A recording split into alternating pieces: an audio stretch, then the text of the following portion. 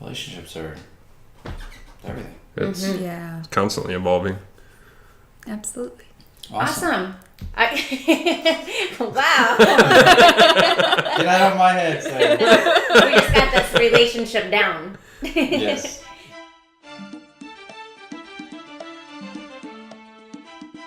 Hello, I'm Sam. I'm Brandon. This is Stevie and Matt Beech, and this is the Middleton Methods podcast bonus interview edition, where you get to be a fly on the wall to gain insight, get practical tips, and laugh at our expense. Yes. I think there will be some laughing in this With that episode. intro? Oh, yeah. With the intro, with the people. Yes, there will.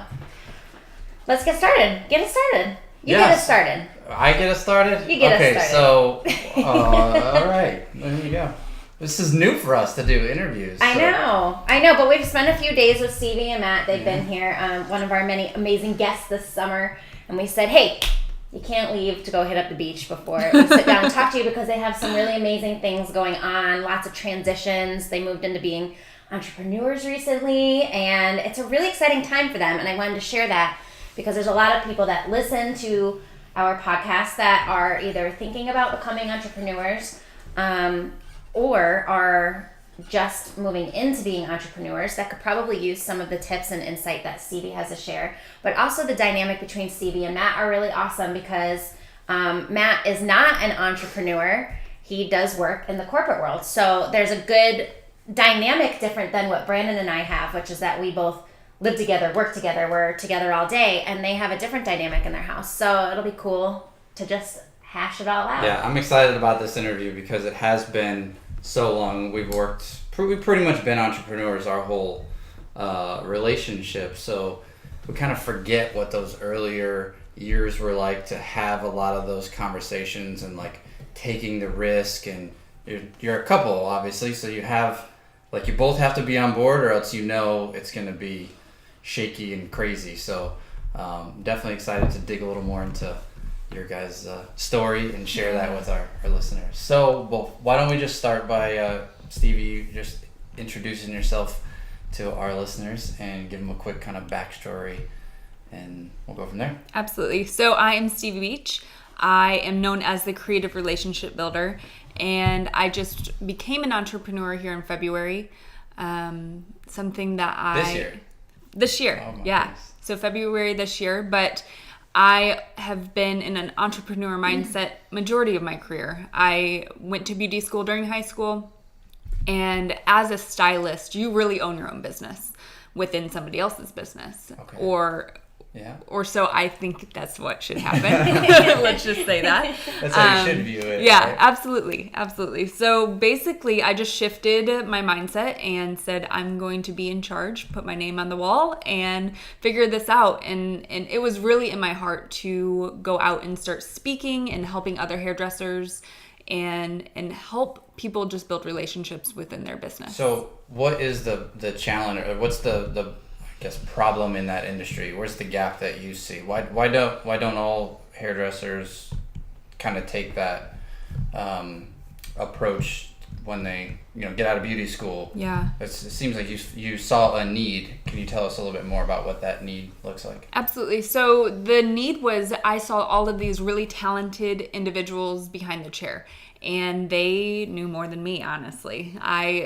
I love what I do, but I'm not the best, and I'm totally willing to admit that. Uh-huh. But for them, it was difficult to retain a clientele because they didn't form a relationship within the client. So the skill itself isn't enough. It's not enough. So I saw big picture, and I said, wow, if I'm able to put A, B, and C together, then we'll really have something special. And so I did that for myself, and I saw my retention just skyrocket, and everybody else, it was a struggle for them. So I really saw that as a gap, and really wanted to just share the message that it's not about your skill. Yeah. Like it is, but it really is about the bigger picture and who's sitting in your chair and why they're brought into your space. Like, who are they as a person? Yeah, we talk about it in marketing all the time.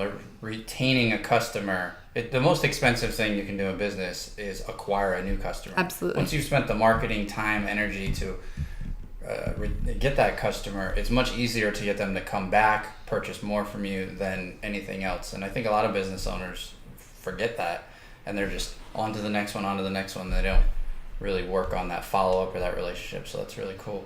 Can you were telling us last night about some of your success. Fast forward to you helping to open up a salon from nothing, right? Yeah, and yeah. where you took it.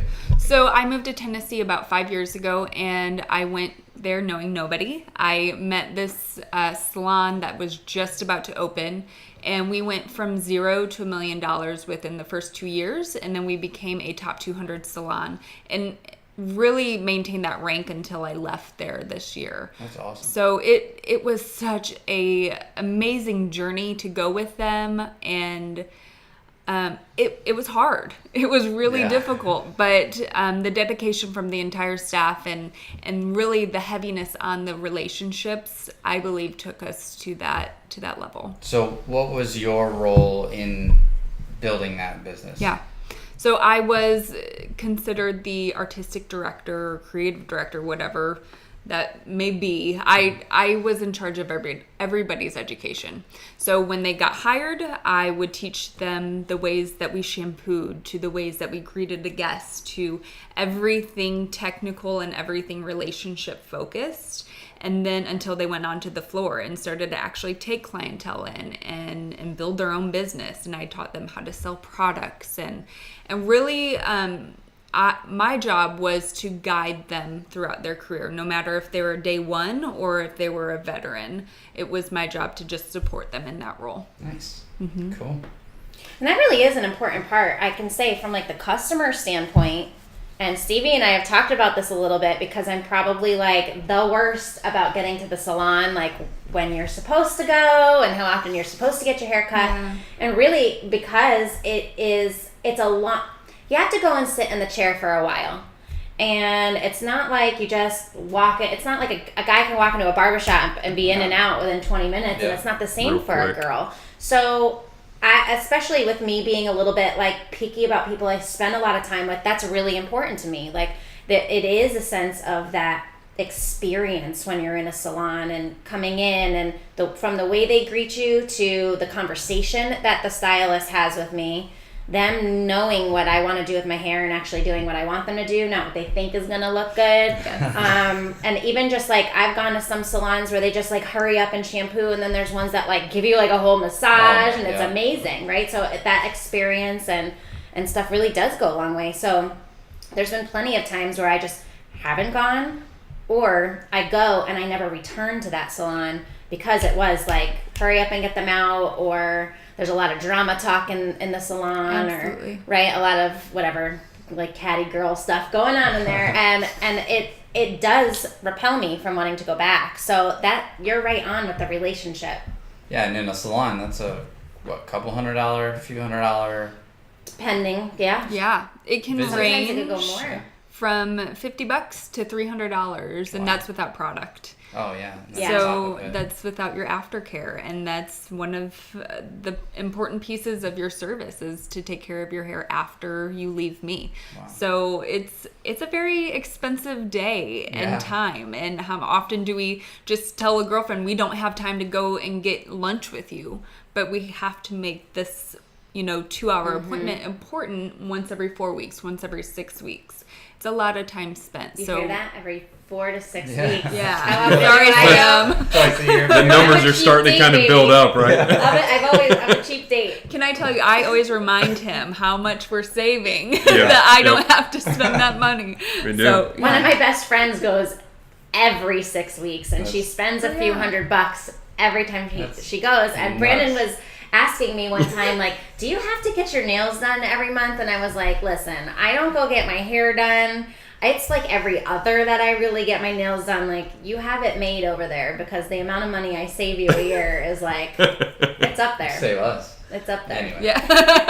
I But save you. it does become an investment for the stylist, because I mean, ultimately, like what you said with customer acquisition, it gets expensive to acquire the new ones. Yeah. And if you're investing enough time into that client, then that can be a very beneficial acquisition for you. Yeah. But that's like a whole different grind too. Like new customer, I have to find a new customer, versus I have 20 people that come and see me every 6 weeks. I know they like to come on Thursday mornings. It's like, you know what I mean? It's like going to the doctor, right? They figure out their schedule and when they like to come, and you pretty much know what your schedule is going to look like, right? Yeah. And if you got a solid group of clients that, you know, much like what she's got, the word of mouth really helps out. So instead of trying to build a bigger clientele base or trying to acquire more clients, she's got some that are out there talking about her, and they're doing the marketing for her. Right. You know, so that's Matt, a big you work piece in of the it. business with her, right? You're the marketing sales. Well, I don't know as if I would say I'm a marketing sales guy, but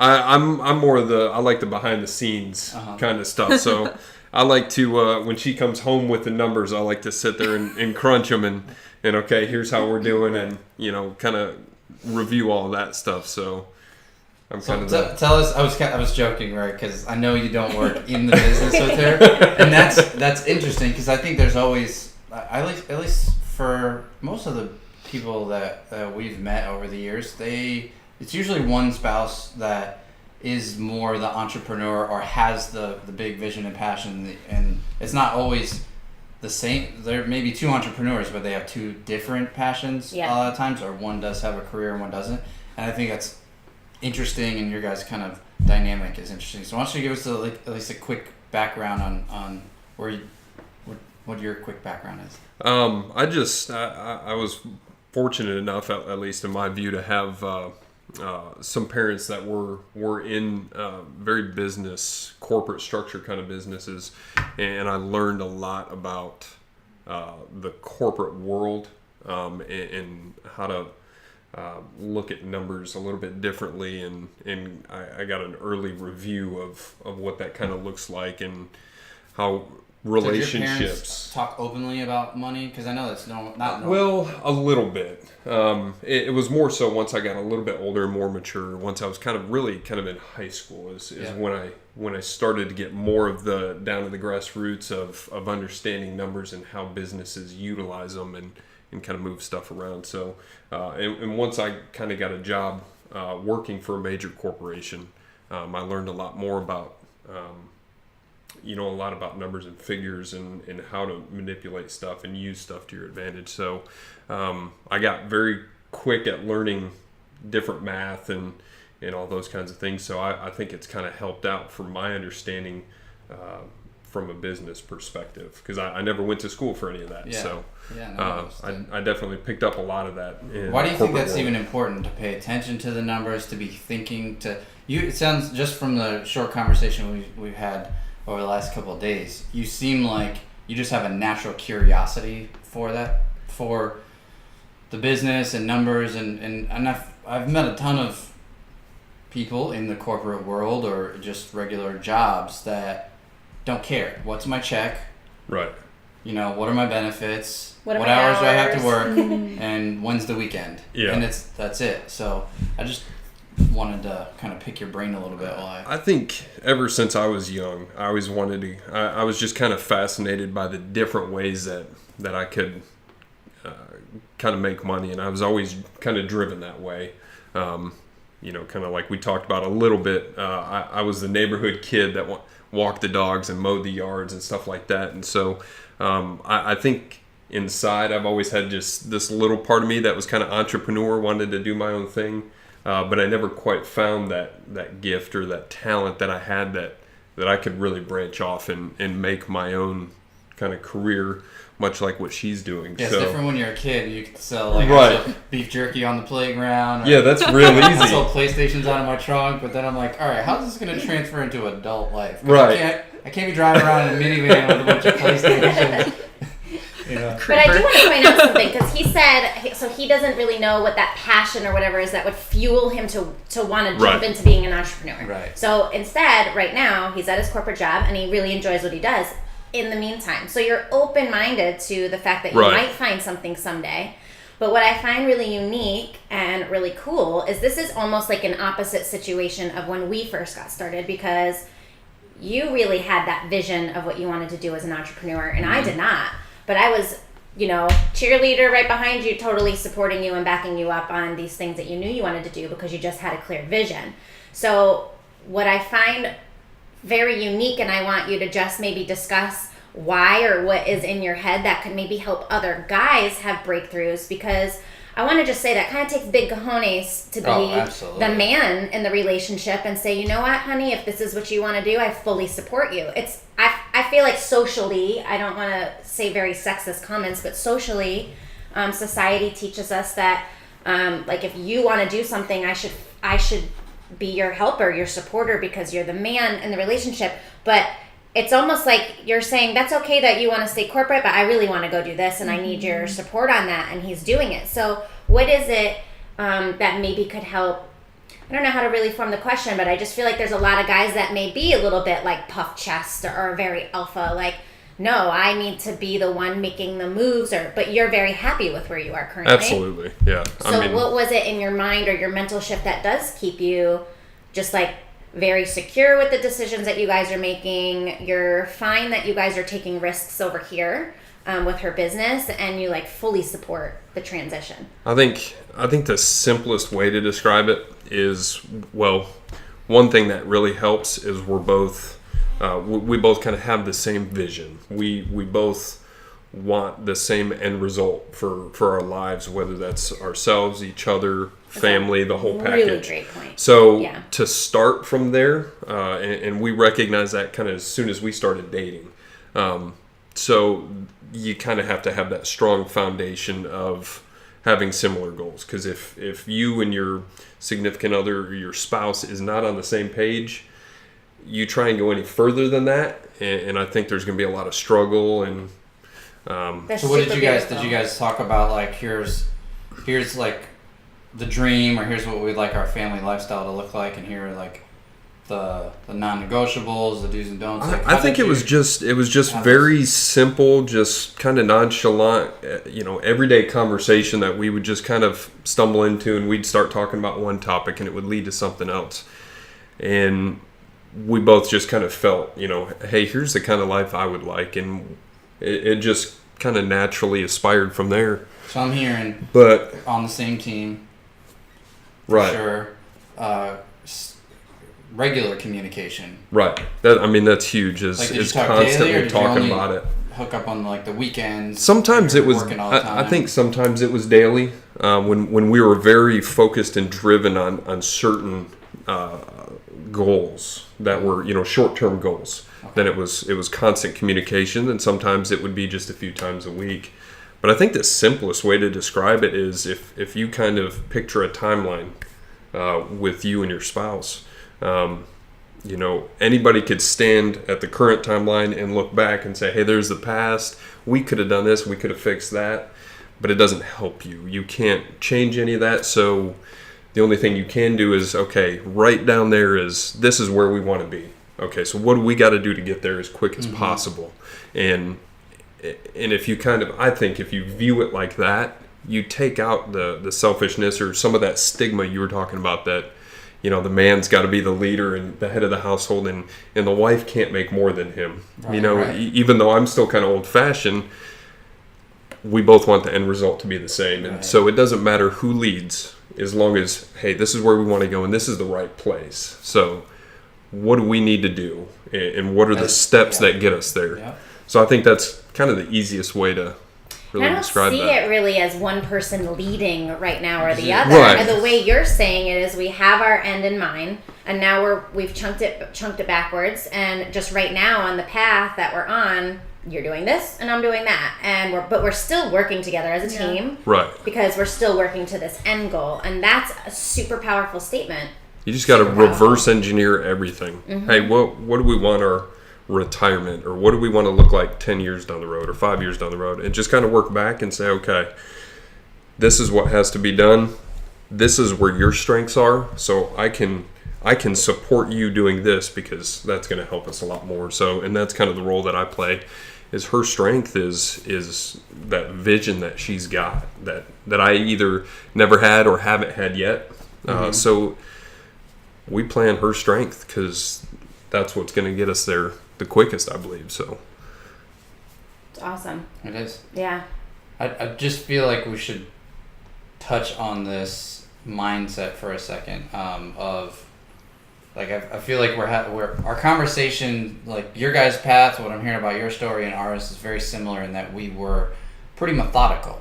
We didn't leave a lot of things up to chance. Now, I think I've admitted on earlier podcasts that early on in our life, we were more immature, way more inexperienced, and so we almost did that to a fault. Mm-hmm. But that spirit of always being like, all right, we're not gonna let a job or let somebody else kind of plan that for it, right? If you don't,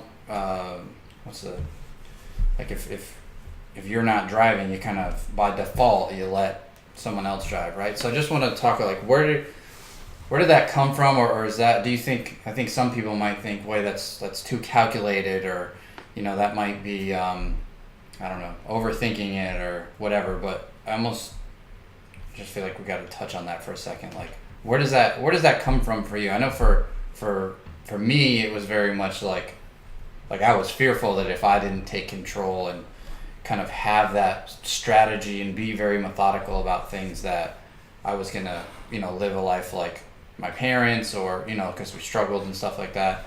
So I felt like I almost had to have like a method, but as you know, even when you have the most perfect plan, a lot of things still don't go your way. So you just kind of like talk about that mindset a little bit of like, where do you think that came from, or why do you think that's I think for me, I think a lot of it was instilled in me by some of my mentors, not necessarily family members, but just people that either I worked with or certain people that I may have looked up to.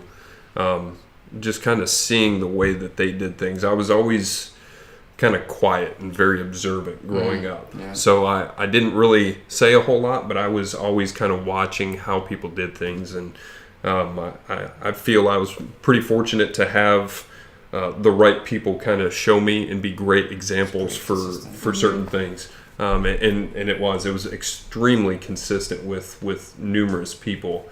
And over the years, getting to see how some of those people, where they're at in life now, and hey, look, this worked out. So their process seems to be working. Why reinvent the wheel? Why not just live life and just go with the flow and just focus on like the short term? That's where we complement each other, because I have I'm so organic and go with the flow and whatever my heart feels. Right. And he's like, but there's a system. I've got very calculated risks that I prefer to take. Yep. It's just not in my nature to jump. Overcalculated, undercalculated, and that's where you guys balance. And that's where they balance. But when you were saying something, it made me think of something that Eric Thomas says, right? So he's one of the top 10 motivational speakers in the entire world. And he shared recently on a morning mastermind call that you have to know where you're going in order to measure. Mm-hmm. And if you don't have some kind of guidelines as to what that plan looks like, how are you going to measure that you're on your way to get to where you want to be? You might be driving in circles and not even realize right. it. Yeah. Right. So it can't be totally just like out in the ether. Hey, let's just figure it out as we go along. I mean, I haven't met anybody super duper successful that has gone that way. So unless you don't care about success, right, and that you have a different passion. If your passion is just fly by the seat of your pants. Like artists, right, exactly. Just play music. Exactly. You can't just wing it and like, let's hope all of this goes real well, because the old saying, if you fail to plan, plan to fail. Plan to fail. Yeah.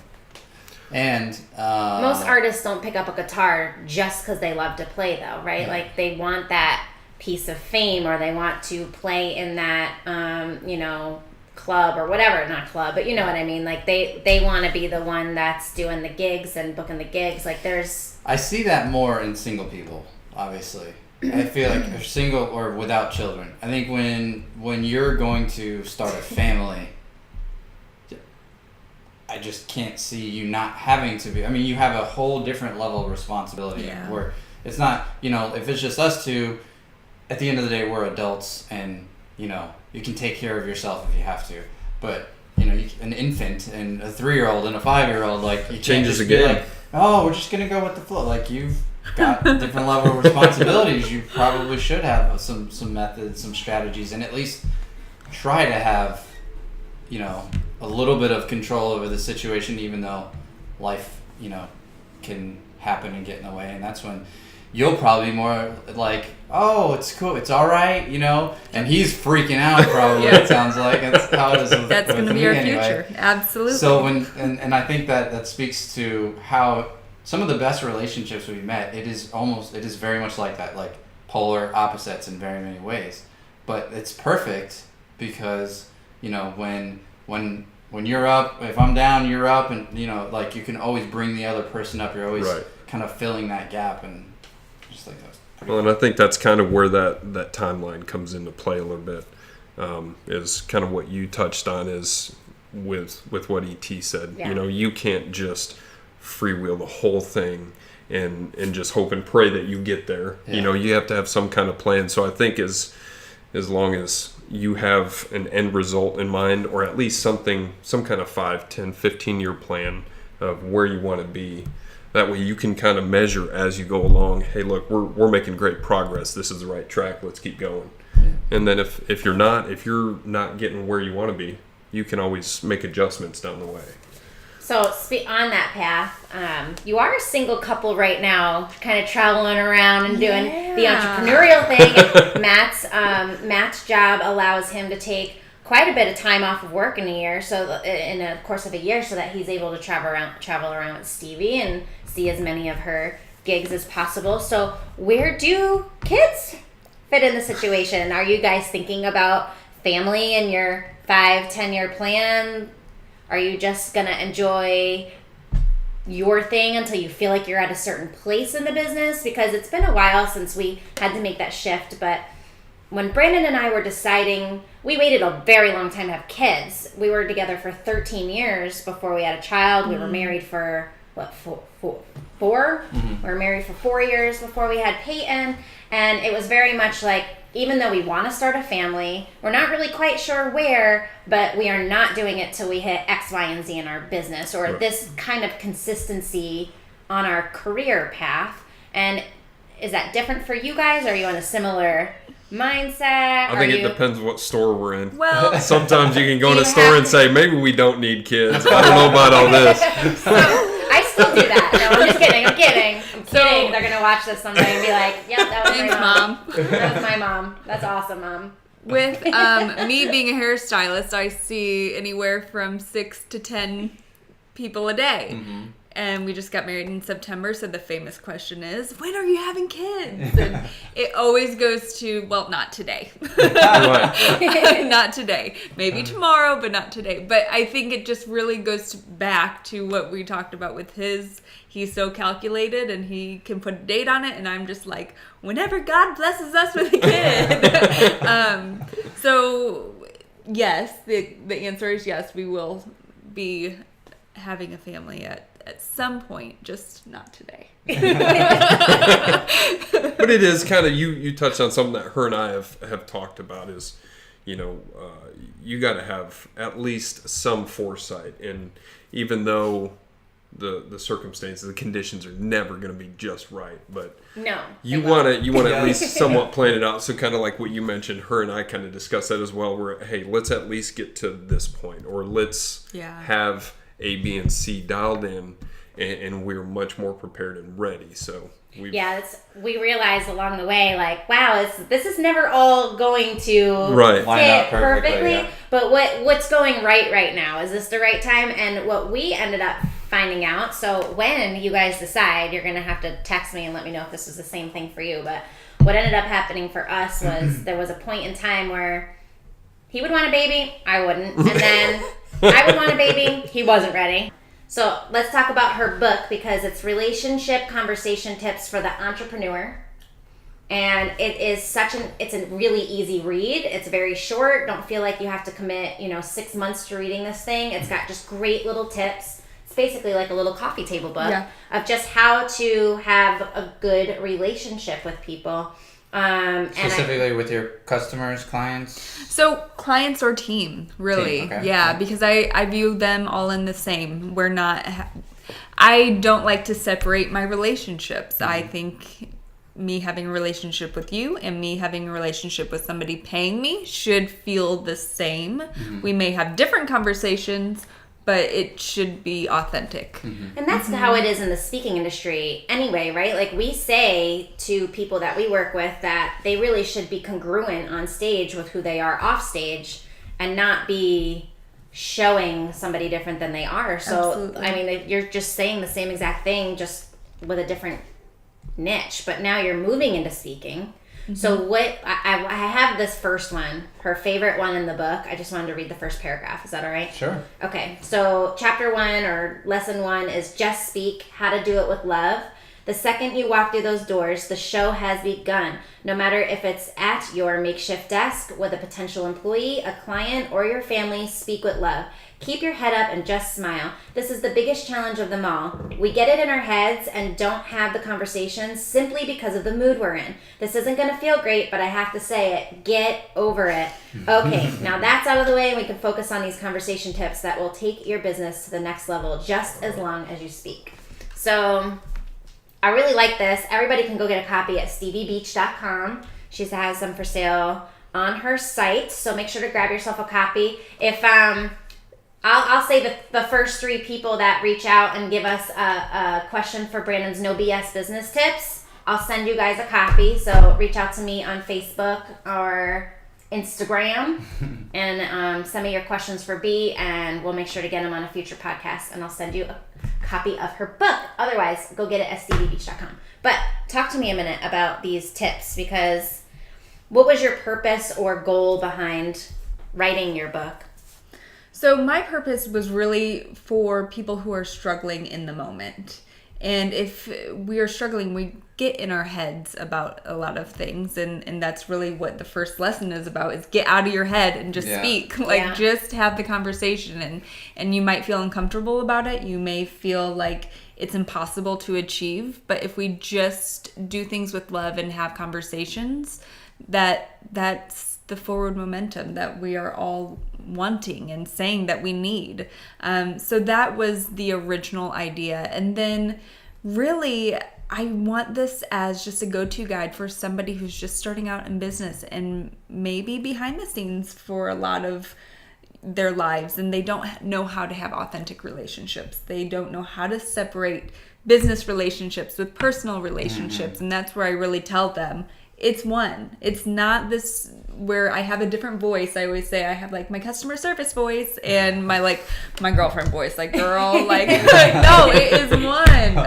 And to really own that one and be authentic with yourself and be true to yourself, because at the end of the day, when you go home, you will just be so relieved to know that you don't have this alter personality out there. So that's the gist behind the book. Where was she 30 episodes ago when we started our podcast and we were like so like nervous and didn't know what to say, and just speak. And I'll tell you, even with speaking now on stage, it's so funny because I have to remind myself, Stevie, get in your own voice. Get in your own voice. Stop. They gotta eat your own cooking. Absolutely. I just said that recently. But that right there's a good point too. You know, even the fact that she wrote the book and these are the tips, she still uses it. So it's not necessarily a book for the beginner. It's just kind of like a refresher for people that are already doing this, kind of like, oh, you know what? I forgot about this little tip. That's a good, and it kind of brings you back to square. I mean, we step out and do new things every day. Well, we have new relationships enter us all the time. That's never something we're going to master. So people are always changing. So the relationship that we had with someone 10 years ago, relationship we've had together 10 years ago, is different than it is now. We've had like friendships turn into business relationships, refer to turn into really great opportunities, and then come back to like friendship in a different level. Like, but it's still like the same one relationship, but it can constantly shift and change. But relationships are everything. It's constantly evolving. Absolutely. Awesome. Wow. Get out of my head, Sarah. We just got this relationship down. Yes, indeed. All right, well let's wrap up so they can get to the beach. Do you guys? The beaches are going to the beach. The beach is going to the beach. All right. Don't beach about it. This is so bad. I have like the worst jokes lately. You're rubbing off on me way too much. Yep. Do you have any final closing statements? Yeah, I would like to get, as we sign off, I would like you guys to tell our audience, if you could give them one kind of tip as we leave, for the listeners out there who are maybe in a similar position that you guys were 12 months ago. One of them is in the corporate side. You worked in a business. You had a very safe career, but they have that like kind of nagging in them that's, I know I can do this, or I know I can do this, but they haven't quite made that step yet because they're thinking about, what about this safety and security, and what about that? And so if you had to just kind of give them one tip to help one of them, or ultimately, right, they're making the decision together, just to help them get closer to making that decision to go that route or to not. Yeah, absolutely. It's the longest question. I'm like, where is this going? So I'll start by just saying it helped the two of us remove the vehicle from the situation. So when we removed what vehicle it was going to take to get to the end result, then we were able to shift our mindset on saying, okay, it doesn't matter how we get there.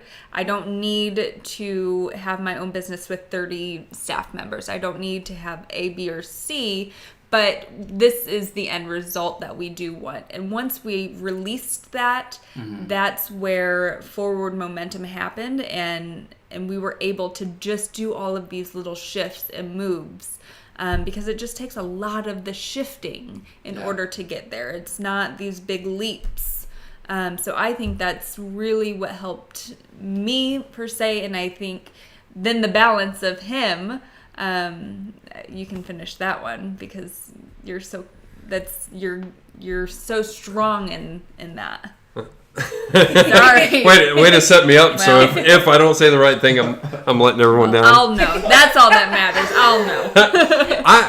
My advice would be something along the lines of just being humble and being okay with not knowing everything. That's hard for the left it is thinker. Because kind of what you said in the beginning, for the guys that may be in this situation. It's very hard not to, or I can see how it's difficult to have to, as a stigma would put it, take a back seat, but you're really not. Right. You're partnering. We like to call it co-pilot. Right. You're not. So behind every great man's a great woman, or vice. Yeah. No. Yeah. It's beside. It's not behind. It's beside. I think it's just if guys that may be in a similar situation, just admit that you know what.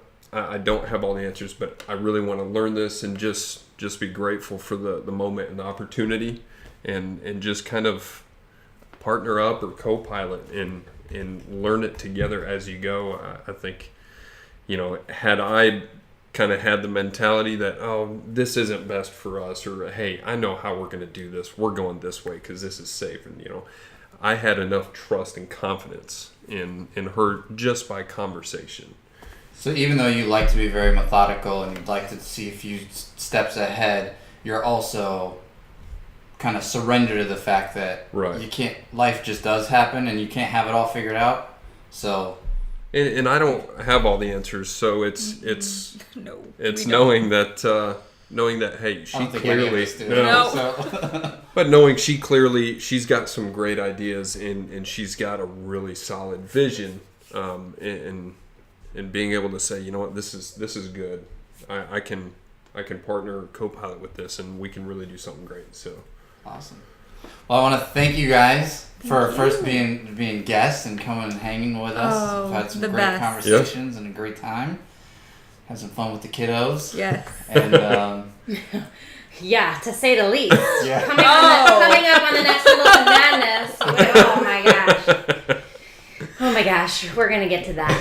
That'll be a good episode. This would probably be the best. Aside from the Turtle Middleton Madness, this one will be This will be the best Middleton the best Madness one city. coming up. But yeah, thank you guys so much for taking time out of your, this is your vacation. You could have spent it, I said this to you the other day, you could have spent it anywhere in the whole world. You were with us. It's been awesome to get to know you guys more on a deeper level. Get to know more about where you guys are headed. I'm so excited for you. I'm really happy you were here.